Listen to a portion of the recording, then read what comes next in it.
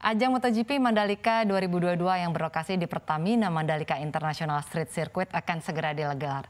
Melalui perhelatan akbar balap motor dunia ini, pemerintah Indonesia banyak menaruh ekspektasi berupa dampak perputaran roda ekonomi yang melesat.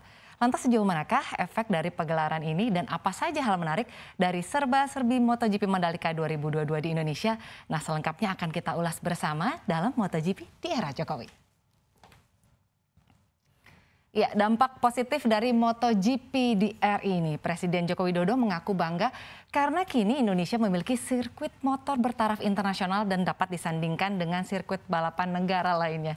Dan penjualan tiket MotoGP Mandalika 2022 juga sudah sukses mencapai target, yakni 60.000 tiket.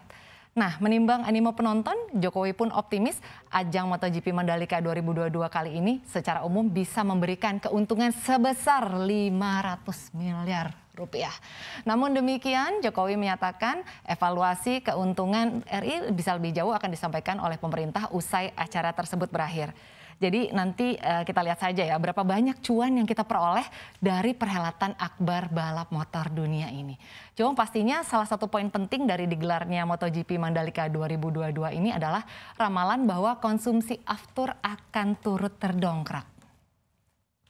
Ya, menurut Eksekutif General Manager PT Pertamina Patraniaga Region Jatim Balinus, Denny Sukaryadi, saat perhelatan MotoGP pramusim kemarin ada peningkatan nih konsumsi aftur di Lombok, yaitu dari rata-rata 28 kiloliter menjadi 56 kiloliter per hari atau naik sekitar 100%. Dan untuk itu kali ini Denny menduga konsumsi aftur saat event MotoGP 2022 berlangsung bisa naik menjadi 111 kiloliter atau melesat 300% dari rata-rata konsumsi harian yang sebanyak 30 kiloliter per hari. Jadi tentunya ini jika ramalan ini betul ya, bisa saja kenaikan ini nih mendapatkan banyak keuntungan tentunya buat negara kita. Dan sebagai upaya memastikan konsumsi aftur bisa terpenuhi dengan baik, pihak Pertamina Patraniaga Region Jatim Balinus juga memastikan bahwa DPPU Pertamina Patraniaga di Bandara Internasional Lombok sudah memiliki sarana dan fasilitas yang sangat cukup untuk memenuhi kebutuhan aftur selama penyelenggara acara. Dan sejauh ini Pertamina juga memiliki unit operasi, yaitu depot pengisian pesawat udara di Bandara Internasional Lombok Zainuddin Abdul Majid, Provinsi Nusa Tenggara Barat, yang siap melayani kebutuhan bahan bakar pesawat udara.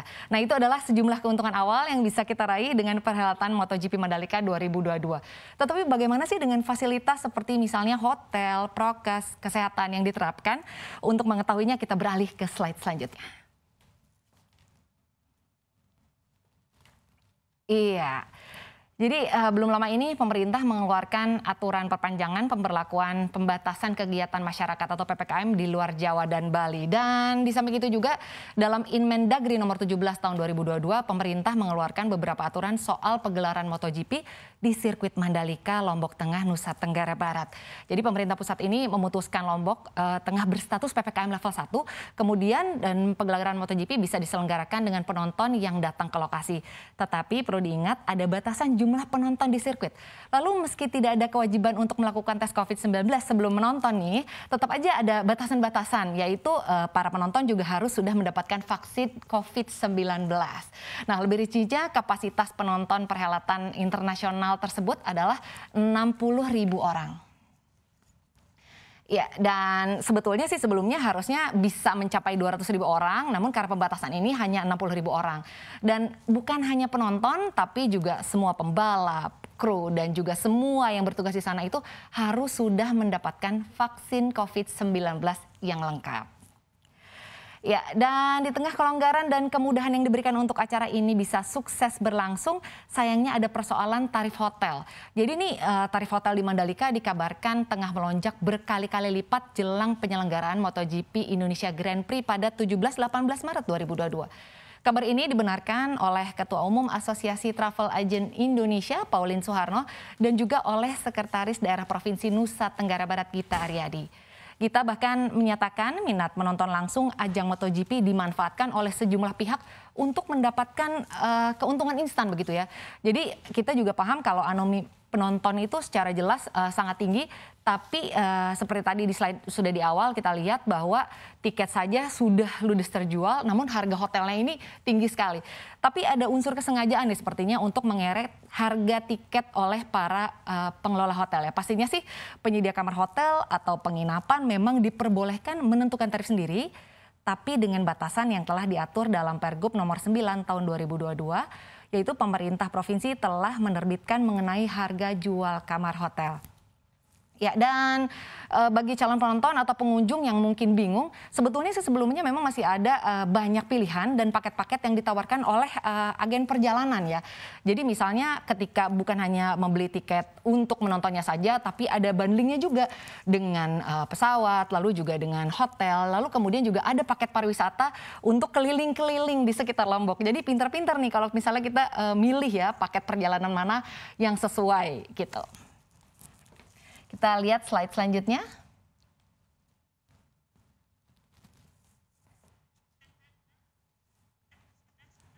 Iya, ini adalah sejarah pergelaran MotoGP di Indonesia. Nah, sebetulnya memang animo yang cukup ini apakah disebabkan karena acara perdana? Sebetulnya bukan. Jadi acara ini sudah pernah digelar pada sekitar ya 25 tahun yang lalu ya, tahun 1996. Dan juga tahun 1997. Jadi Indonesia ini pernah menggelar perhelatan yang sama. Nah seperti yang tadi disampaikan, MotoGP Mandalika 2022 ini aslinya bukan acara MotoGP pertama. Soalnya Indonesia pernah mengadakan MotoGP di 25 tahun yang lalu sebelumnya ya di sirkuit internasional Sentul Bogor. Jadi di tahun 1996 dan juga 1997. Dan pada saat itu diresmikan oleh Presiden Soeharto dan mengeluarkan biaya sekitar 120 miliar rupiah. Begitu. Ya, dan ini juga pada saat itu dan ini diresmikan oleh Presiden Soeharto dan kala ini sirkuit ini dipuji sebagai sirkuit dengan kelas dunia. Pada tahun 1996, juara MotoGP di Sentul adalah Mick Doohan di kelas 500 cc dan Tetsuya Harada di kelas 250 cc dan Masaki Takudome di kelas 125 cc. Lalu kemudian pada 1997, Tadayuki Okada menang di kelas 500 cc, Max Biaggi di kelas 250 cc, sementara musuh bebuyutan Biaggi Valentino Rossi kala itu juara di kelas 125 cc.